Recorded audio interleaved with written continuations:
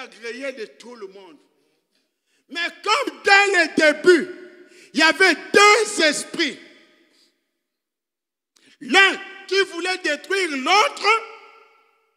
Frère Branham dit, il y a eu un insecte destructeur qui est entré dans cet arbre-là. Cet arbre-là, c'est toi, c'est moi. Qui sommes censés manifester la gloire de Dieu partout où nous sommes. Le monde, en nous regardant, doit voir Jésus. Mais pourquoi le monde ne voit pas Jésus? Parce qu'un insecte destructeur est entré. Branham dit, les gazam, la sauterelle, les gélèques, les asiles, c'est un seul insecte. Si vous avez une chenille, si c'est la saison des chenilles, nous là-bas en Afrique, on sait qu'après les chenilles, ça sera les papillons. Donc si je mange la chenille, donc je mange aussi les papillons. Laisse seulement cette chenille-là quelque temps, il va s'isoler quelque part et d'une semaine après, ça sera un papillon. Ici, que ce soit les gazam, la sauterelle, les gélèques, les asiles, un seul insecte, mais qui change tout simplement d'étape. Voilà ce qui est en train de détruire les gens aujourd'hui. Ce sont ces insectes-là qui détruisent l'Église. Toi, l'arbre que Dieu a planté. Toi, l'homme que Dieu a racheté. Toi qui as été appelé à être l'Église. Branham dit que aussi longtemps qu'Israël était en Égypte, il était seulement le peuple de Dieu. Pour devenir l'Église, il a été appelé hors d'eux.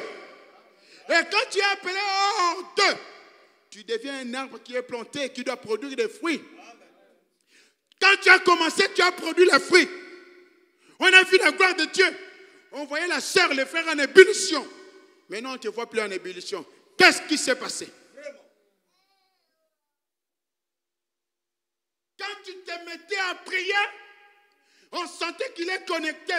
Maintenant, on ne sent plus. Qu'est-ce qui s'est passé? L'insecte est entré quelque part. Tu étais un homme, on s'approche de toi, on sent l'atmosphère que tu dégages. Quand tu arrives quelque part, on te dit, frère, toi prie. Parce qu'ils savent, quand toi tu pries, il y a quelque chose de spécial. Amen. Mais maintenant, où en es-tu? Quelque chose s'est passé. Les gazam est entré. Vous savez, un démon appelle un autre. Hein? Il appelle, viens. Si c'est l'adultère, il appelle le mensonge. Comme ça, tu es adultère, tu es aussi menteur. Il appelle l'impudicité. Donc, ils ont tous la même nature. Vraiment. Donc, les gazam, là, quand il fait son boulot, il ne peut pas partir. Il doit laisser la place à quelqu'un d'autre. Mais c'est quoi les gazam? Qu'est-ce que les gazam faisaient? On entre maintenant, il me reste... Voilà, je suis encore dans les temps. Qu'est-ce que les gazam faisaient? Madame dit, c'était un tout petit verre. Quand il venait dans l'arbre, ce que les gazam faisaient, ils mangeaient les fruits.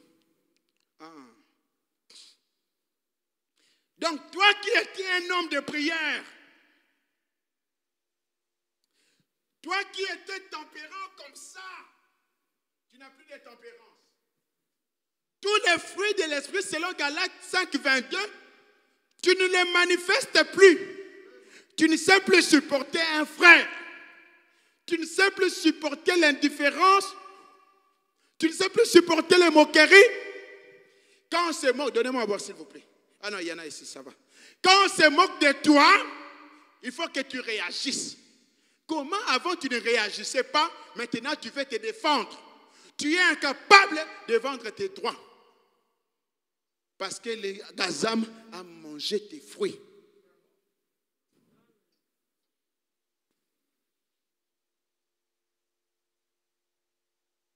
Tu étais une église en ébullition. Dieu s'est manifesté puissamment. Tu pries pour les malades, demain on a les témoignages. Maintenant, devant une maladie, tu trembles. Qu'est-ce qui s'est passé?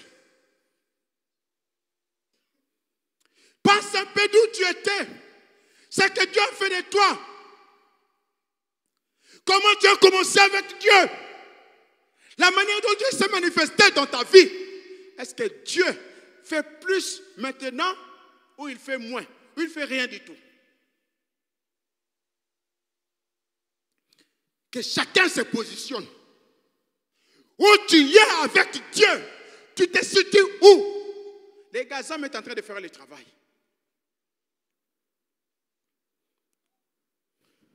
À tel point que, quand tu vois un frère prophétiser, toi tu traites ça de pentecôtisme. Comment ça c'est du pentecôtisme? Moi je ne comprends pas. Oh non, c'est du pentecôtisme.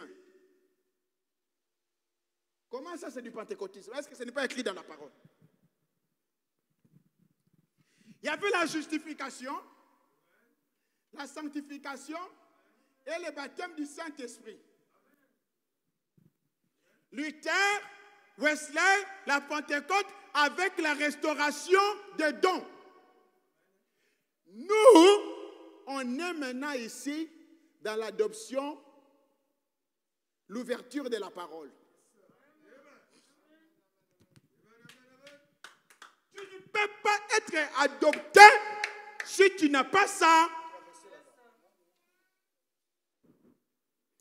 Tu dois avoir la justification, tu dois avoir la sanctification, tu dois avoir le baptême du Saint-Esprit avec la restauration des dons pour avoir l'ouverture de la parole. Parce que nous avons reçu plus qu'eux tous. Nous avons ce que Luther avait, nous avons ce que Wesley avait, nous avons ce que la Pentecôte, les Pentecôtes avaient, et plus. Tu peux avoir tout ça sans avoir ça. Tu peux avoir la justification, la sanctification, le baptême du Saint-Esprit, mais tu ne crois pas les messages. Mais celui qui croit les messages, il doit avoir la justification, la sanctification, le baptême du Saint-Esprit, parce qu'il a quelque chose de plus. Donc, les manifestations du Saint-Esprit, c'est normal pour un chrétien. D'ailleurs, frère Branham dit, le véritable pentecôtiste, c'est nous. C'est nous. Je crois ça. Amen. Nous sommes des pentecôtistes, pas par dénomination. Les véritables pentecôtistes, c'est nous. C'est nous. Alléluia.